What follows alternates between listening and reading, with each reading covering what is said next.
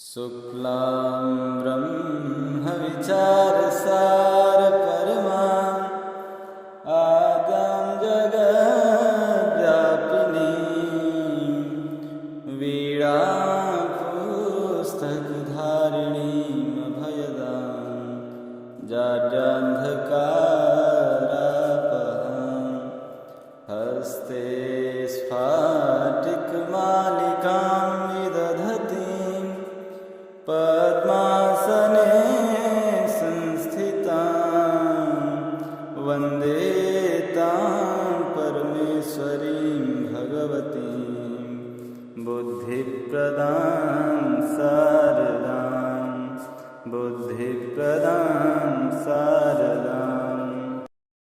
तुल्यास्य प्रतनम सवर्णम। ये सवर्ण विधायक सूत्र है।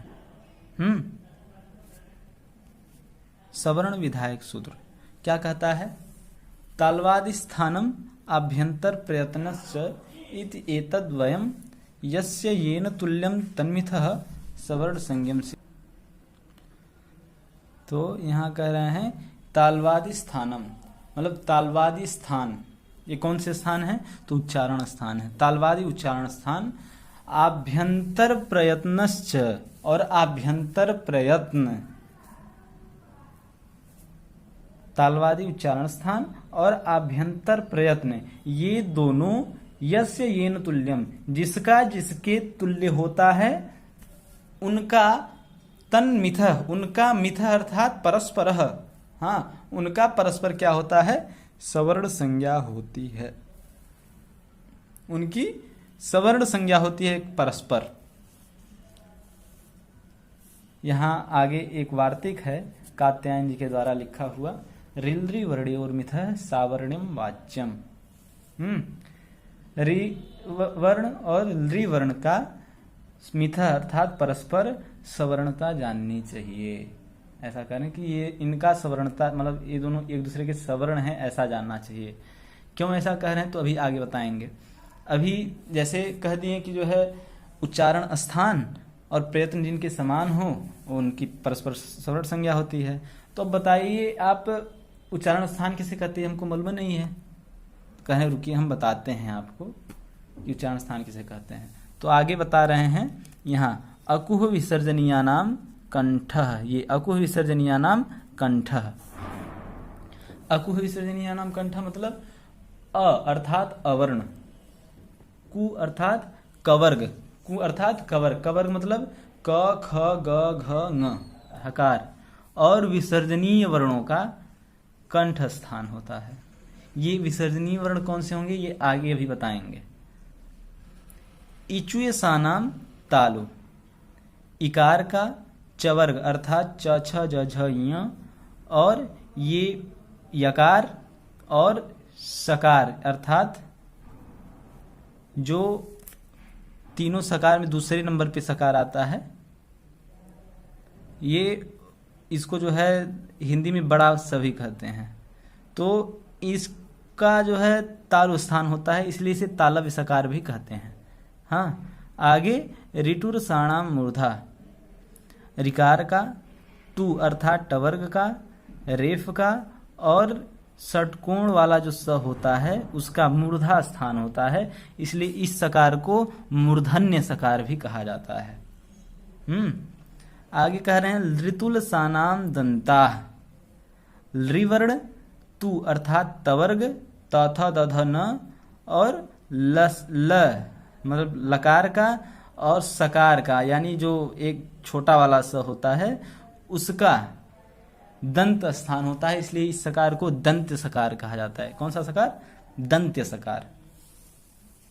आगे कह रहे हैं उपपद्मानीया नाम ओष्ठौ, उपपद्मानीया नाम ओष्ठौ अर्थात उकार का पु अर्थात पवर्ग, हाँ पवर्ग अर्थात प फ ब भ म, और उपधमानीय वर्णों का ओष्ठ स्थान होता है। तो उपधमानीय वर्ण कौन से हैं ये आगे बताएंगे, आगे संज्ञाएं और बताएंगे। तो उसमें उपधमानीय, विसर्जनीय, इनका वर्णन वहां करेंगे। आगे कह रहे हैं यम गणना नाम नासिका च।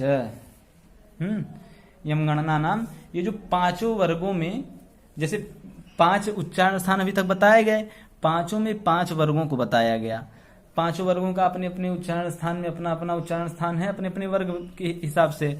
लेकिन उन पांचों वर्गों का जो पंचम वर्ण होता है, जैसे कवर का ङ, चवर का य, टवर का ड़, तवर का न और पवर का म, इनका क्या होता है, नासिका भी होती है। हाँ, अपने अपने स्वर्गानुकूल स्थान तो होता है इनका, लेकिन नासिका भी होती है, एक अलग से नासिका भी होती है इनका उच्चारण स्थान। और एदैतो हो कंठतालु, एत ऐतो हो, एत और ऐत अर्थात एकार और औकार, हाँ, एकार और ऐकार का कंठ तालु स्थान होता है। एत ऐत अर्थात एकार और ऐकार का कंठ तालु उच्चारण स्थान होता है। और ओ दौतो अर्थात ओकार और औकार का कंठोष्ठ स्थान होता है। वकार से दंतोष्ठम, और वकार का दंतोष्ठ उच्चारण स्थान होता है। दंतोष्ठ उच्चारण स्थान मतलब दांत और होष्ठ दोनों के प्रयोग से उच्चारण होता है उसका। आप बोल करके अनुभव कर सकते हैं कि किस वर्ण का कहाँ से उच्चारण हो रहा है। उसी प्रकार से वो स्थान इसी संज्ञाओं से जानी जाती है। आगे चलते हैं। आगे कह रहे हैं जिह्वा मूलीय से जिह्वा मूलम। जिह्वा मूलीय जो वर्ण होते हैं उनका जिह्वा मूल उच्चारण स्थान होता है। जिह्वा मूलीय वर्ण कौन कौन से हैं ये आगे बताया जाएगा। करें नासिका अनुस्वारस्य, और अभी नासिका बताया कि यमगणना नाम नासिका छे। यमगणना नाम मतलब यमगणनम गणनम पंचम वर्णों का क्या होता है, नासिका उच्चारण स्थान होता है। केवल पंचम वर्णों का ही नहीं बल्कि अनुस्वार का भी नासिका उच्चारण स्थान होता है। यहाँ उच्चारण स्थान बता दिए। अब कह रहे हैं कि मतलब उच्चारण स्थान तो आपने बता दिया, हम जान गए उच्चारण स्थान। अब यत्न भी बता दीजिए, मतलब यत्न किसे कहते हैं। तो कह रहे हैं यत्नो द्विधा, यत्न 2 प्रकार के होते हैं। कौन कौन से, आभ्यंतरो बाह्यश्च, आभ्यंतर और बाह्य। आगे कह रहे हैं आद्य पंचधा, आदि में जो पढ़ा गया है वह 5 प्रकार का होता है। आदि में क्या पढ़ा गया है, आभ्यंतर। आभ्यंतर प्रयत्न 5 प्रकार का होता है। कौन कौन से, स्पृष्ट, ईषत स्पृष्ट, ईषत विवृत, विवृत संवृत भेदात, ये 5 भेद होते हैं इसके। हाँ, तत्र स्पृष्टम प्रयत्नम स्पर्शानाम, तत्र कुत्र पंच आभ्यंतर प्रयत्नेषु, हाँ, उन 5 जो आभ्यंतर प्रयत्न हैं उनमें स्पृष्ट प्रयत्न किसका होता है, स्पर्श संज्ञक वर्ण। जो स्पर्श संज्ञक वर्ण होते हैं उनका स्पृष्ट प्रयत्न होता है। ये स्पर्श संज्ञा किसकी होती है नीचे बताया जा रहा है, वो बाद में पढ़ेंगे। अभी इतना जानिए कि स्पर्श संज्ञक वर्णों का स्पृष्ट प्रयत्न होता है। और ईसत स्पृष्टमंतः स्थानाम, और अंतःस्थ संज्ञा, अंतःस्थ संज्ञा जो जिन वर्णों का होता है, मतलब अंतःस्थ संज्ञा है एक, तो अंतःस्थ संज्ञक जो वर्ण होते हैं उनका क्या होता है, उनका ईसत स्पृष्ट प्रयत्न होता है, ईसत स्पृष्ट प्रयत्न होता है।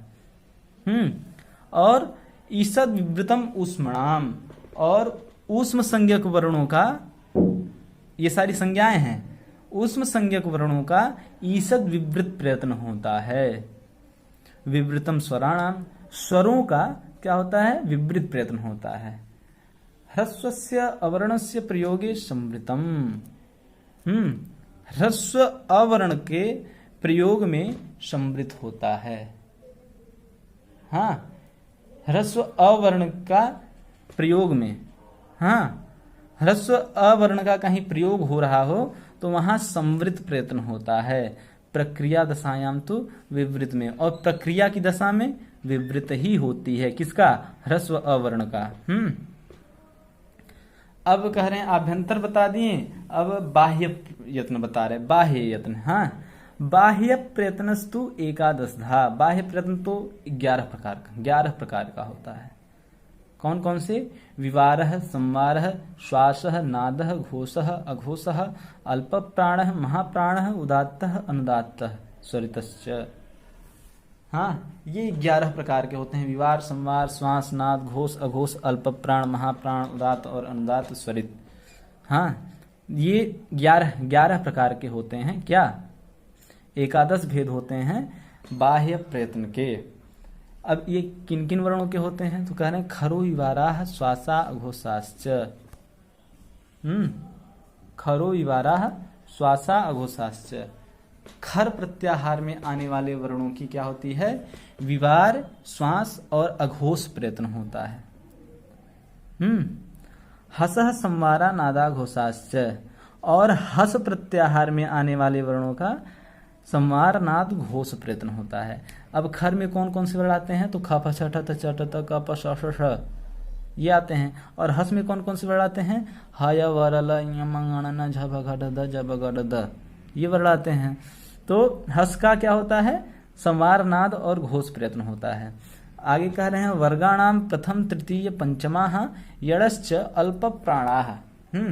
वर्गों में प्रथम, तृतीय और पंचम वर्ण का और यण का, यण प्रत्याहार में आने वाले वर्णों का अल्प प्राण प्रयत्न होता है।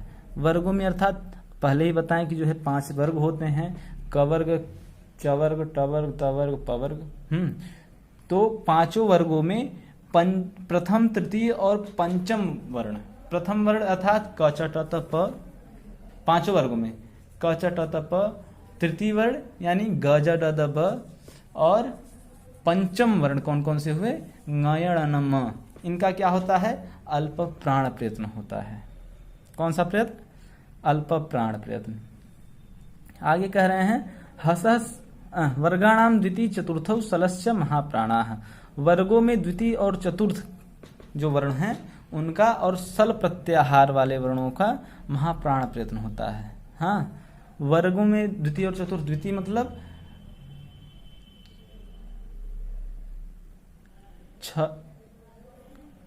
ख, छ, ठ, थ, फ ये द्वितीय वर्ण हो गया। और चतुर्थ वर्ण घ, झ, ढ, ध, भ ये द्वितीय और चतुर्थ वर्ण हैं। और सल प्रत्याहार मतलब श, श, स, ह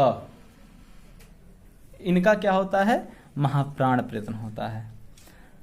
आगे कह रहे हैं कादयो मावसानाः स्पर्शाः। क है आदि में जिसके और म है अंत में जिसके, इनको स्पर्श संज्ञक वर्ण कहते हैं। मतलब क से लेकर के म तक के वर्ण को स्पर्श संज्ञक कहते हैं। और यहाँ पर कहा गया है ना स्पृष्टम प्रयत्नम स्पर्शानाम, और स्पर्श संज्ञक वर्णों का कौन सा प्रयत्न होता है? स्पृष्ट प्रयत्न। यहाँ साफ हो रहा है कि नहीं? धीरे धीरे यहाँ पर स्पर्श कहा गया था तो स्पर्श नहीं मालूम था, लेकिन यहाँ पर स्पर्श बताया जा रहा है। स्पर्श संज्ञा किसकी होती है? क से लेकर के म तक के सभी वर्णों को, मतलब क, ख, ङ, च, छ, ज, झ, ञ, ट, ठ, ड, ढ, ढ, त, थ, द, ध, न, प, फ, ब, भ, म मतलब 5 वर्गों की क्या होती है? स्पर्श संज्ञा होती है। और यणो अंतस्थाः यण प्रत्याहार अर्थात य, व, र, ल इनकी क्या होती है? अंतस्थ संज्ञा होती है। और ऊपर कहा गया है ईसद स्पृष्टम अंतस्थानाम। ऊपर कहा गया है ना कि ईसद स्पृष्टम अंतस्थानाम। यहाँ देखिए ईसद स्पृष्टम अंतस्थानाम, तो ईसद अंतः संज्ञा किसकी होती है? तो यणो अंतस्थाः। अब आगे कह रहे हैं सल ऊष्माणः। सल की क्या होती है? सल अर्थात स, श, ह इन 4 वर्णों की ऊष्म संज्ञा होती है। कौन सी संज्ञा? ऊष्म संज्ञा। और यहाँ ईसद विवृतम ऊष्मणाम कहा गया है। क्या कहा गया है? ईसद विवृतम ऊष्मणाम। और आगे क्या कह रहे हैं? अचः स्वराः।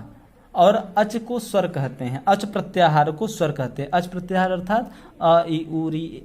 हाँ, अ, इ, उ, रील, री, ए, ओ, ऐ, औ ये क्या हो गए? स्वर कहलाते हैं। और स्वरों की क्या होती है? विवृतम स्वराणाम। कहा ना विवृतम स्वराणाम, तो स्वरों की विवृत प्रयत्न होता है। तो इतना क्लियर हुआ। आगे कह रहे हैं क, ख ये जैसे अर्धविसर्ग है। अर्धविसर्ग मतलब जैसे विसर्ग कैसे होता है, ऐसे मतलब दो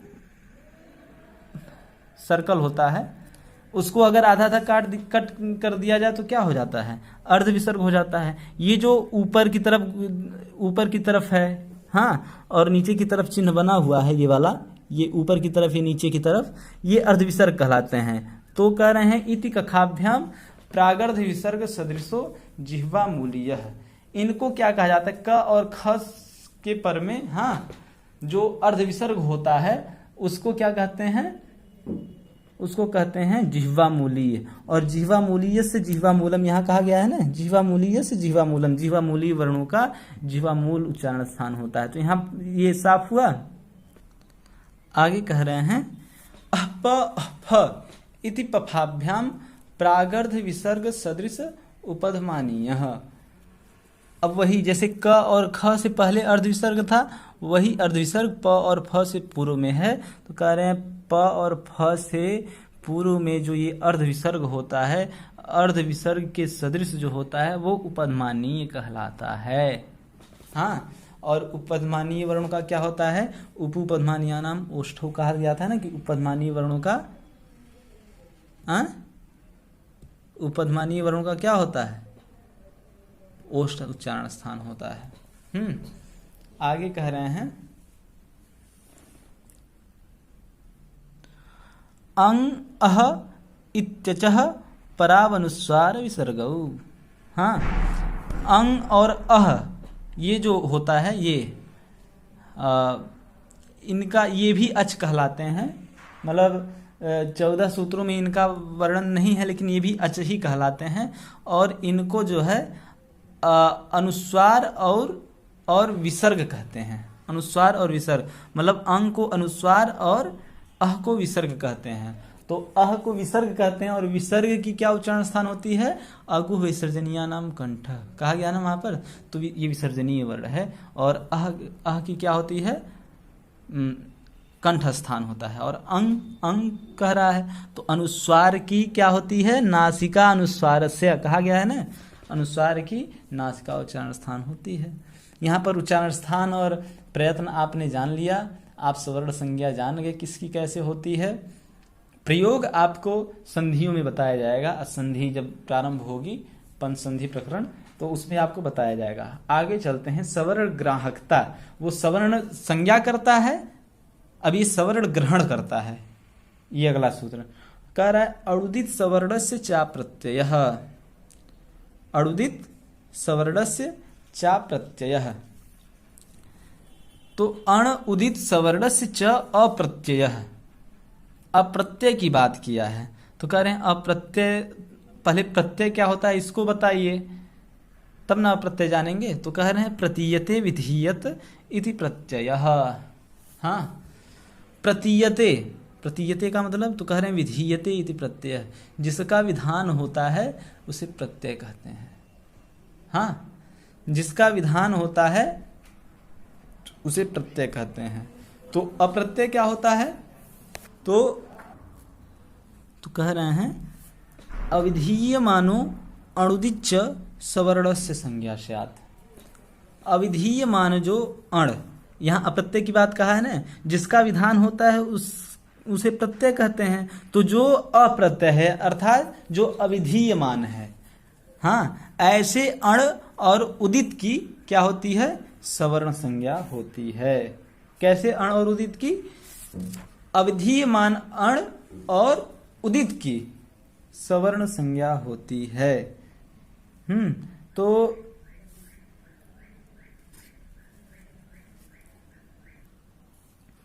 तो यहाँ ये हो गया कि अविधीयमान जो अण और उदित होते हैं उनकी सवर्ण संज्ञा होती है।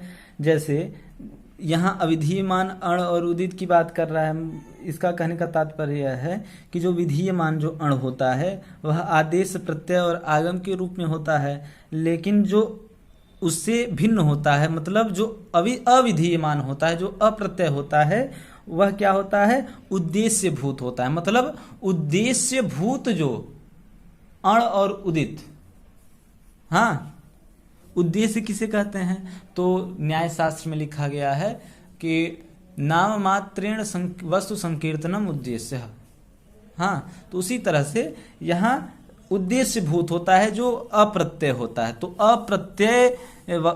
अप्रत्यय अर्थात अविधीय माने जो अण और उदित, उसकी सवर्ण संज्ञा होती है। कह रहे हैं कि अण में तो अ इ उ यही तीनों वर्ण आते हैं, तो मतलब केवल इन्हीं की सवर्ण संज्ञा का ग्रहण होता है और किसी का सवर्ण ग्रहण नहीं होता है।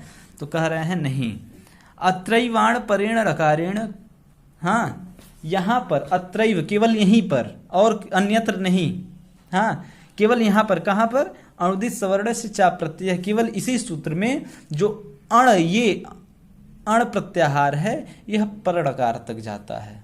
हमेशा याद रखिए कि सामान्यतः अण प्रत्याहार पूर्ण ड़कार तक जाता है। दो जगह अण आया, ड़ वर्ण ड़कार जो है दो जगह आया है माहेश्वर सूत्र में, एक अयुण में ड़ है और दूसरा लण में ड़ है। तो अण प्रत्याहार हमेशा अयुण के ड़ तक जाता है और इण प्रत्याहार हमेशा लण के ड़ तक जाता है। लेकिन अणुदित सवर्ण से चा प्रत्यय है इस सूत्र में, केवल इसी सूत्र में अण प्रत्याहार लण के ड़कार यानी पर ड़कार तक जाता है, अन्यत्र पूर्व ड़कार तक ही रहता है। तो इसमें जो अण कहा गया है इसका मतलब लण के ड़ तक जाएगा। और उदित कह रहे हैं, ये अण तो समझ में आ गया कि अण माने इतने हो गए। उदित क्या होता है? तो कह रहे हैं कुचु टुतु पु एते उदित है। ये जो कुचु टुतु पु है उन्हें उदित कहते हैं। कुचु टुतु पु मतलब कवर्ग चवर्ग टवर्ग तवर्ग पवर्ग, इन्हें उदित कहते हैं। इनकी क्या होती है? सवर्ण संज्ञा का ग्रहण होता है। हाँ, तदेवम इस प्रकार से अ इति अष्टादशानाम संज्ञा, अ जो है एक अवर्ण, इसका 18 प्रकार की संज्ञा हो गई। तो एक अवर्ण 18 प्रकार की संज्ञाओं वाला हो गया।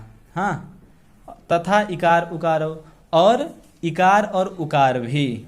जिस प्रकार से अवर्ण 18 प्रकार का हुआ, उसी प्रकार से इकार और उकार भी 18 संज्ञाओं वाले हो गए। ऋकार 63, ऋकार 30 प्रकार का हो गया। कैसे? तो रिलरी वर्णयोर्मिथ सावर्णम वाच्यम तुल्यास्य प्रथम सवर्णम सूत्र में ही कहा गया है। उसका क्या तात्पर्य था कि ऋ और लृ वर्ण में परस्पर जो है सवर्णता जाननी चाहिए। हाँ, ऋकार का मूर्धा स्थान है, ऋकार का दंत स्थान है, उच्चारण भेद है, लेकिन फिर भी सवर्णता जाननी चाहिए। और कहा गया है पीछे कि जो है ऋकार 30 प्रकार का होता है, ऋकार 63 नहीं, ऋकार 18 प्रकार का होता है। अ इ उ ऋ एषां वर्णानां प्रत्येकम अष्टादश वेदा कहा गया ना। तो ऋ का भी 18 प्रकार, ऋ भी 18 प्रकार का होता है। और ऋ वर्ण से द्वादश से दीर्घाभाव, और ऋ जो है 12 प्रकार का होता है। तो 18 और 12 कितने हो गए? 30 हो गए। जब ऋ और लृ दोनों एक सवर्णी हो गए तो एक ऋ वर्ण कितना हो गया? 30 प्रकार का हो गया। एवं ऋकारोपी, और लिकार भी 30 प्रकार का हो गया। करें एचो द्वादशा नाम, एच 12 प्रकार का होता है। ए ओ ऐ औ ये 12 प्रकार के होते हैं। अनुनासिक अननुनासिक भेदेन यवला द्विधा, अनुनासिक और अननुनासिक के भेद से य व और ल 2 प्रकार के होते हैं। हाँ, जैसे य व ल ल। हाँ, आगे चल के किम वलयति किम वलयति, ये सारे जब रूप बनते हैं तो वहां पर ये आता है। हाँ, तेन अननुनासिकास्ते द्वयोः द्वयोः संज्ञा, और उससे क्या होता है? अननुनासिक और अनुनासिक भेद से 2 संज्ञाओं वाला हो जाता है। आगे कह रहे हैं परः सन्निकर्ष संहिता। क्या कह रहे हैं? परः सन्निकर्ष संहिता। वर्णानाम अतिशयितः सन्निधि संहिता संज्ञा स्यात्। वर्णों का अतिशयित सन्निकट होना, अतिशयित माने अतिशय, अतिशय अत्यधिक सन्निकट होना संहिता कहलाती है। हाँ, जब दो वर्ण एक दूसरे के अत्यधिक सन्निकट हों तो उनकी वो जो सन्निकट होता है वो सन्निकटता संहिता संज्ञा वाली होती है। हाँ, उसकी उस नजदीक होने को, उस सन्निकट होने को संहिता संज्ञा कहते हैं, उसकी संहिता संज्ञा होती है। आगे संधियों में संहिता का विषय आता है। हलो अनंतराह संयोग, यहाँ केवल संज्ञाएं कर रहे हैं, केवल संज्ञाओं को बता रहे हैं। हलो अनंतराह संयोग, अजभि अव्यवहिता हलह संयोग संज्ञा स्युः। अजभि अव्यवहिता, अचों से अव्यवहित, व्यवहित मतलब व्यवधान युक्त, और अव्यवहित मतलब जो व्यवधान रहित है। हाँ, अचों से अव्यवहित, अचों के व्यवधान से रहित हल वर्णों की संयोग संज्ञा होती है। हाँ, जैसे विद्यालय में द और य के बीच में कोई अच नहीं है तो द और य की वहां पर संयोग संज्ञा होती है। और अगला कह रहे हैं सुबतिङन्तम पदम, सुबंतम तिङन्तम च पद संज्ञम स्यात्। सुबंत और तिङंत की क्या होती है? पद संज्ञा होती है। सुबंत और तिङंत की पद संज्ञा होती है। आगे पद संज्ञा का बहुत महत्व आता है, क्योंकि व्याकरण शास्त्र में कहा गया है कि अपदम न प्रयुंजीत, अपद का प्रयोग नहीं करना चाहिए। तो जब हमको पद संज्ञा मालूम रहेगा कि किसकी पद संज्ञा होती है तो हम उसी पद की का प्रयोग करेंगे। हाँ, तो यहाँ पर आपका ये संज्ञा प्रकरण पूर्ण होता है। नमो नमः। कृपया इस संस्कृत चैनल को सब्सक्राइब करें और इसे ज़्यादा से ज़्यादा प्यार दें।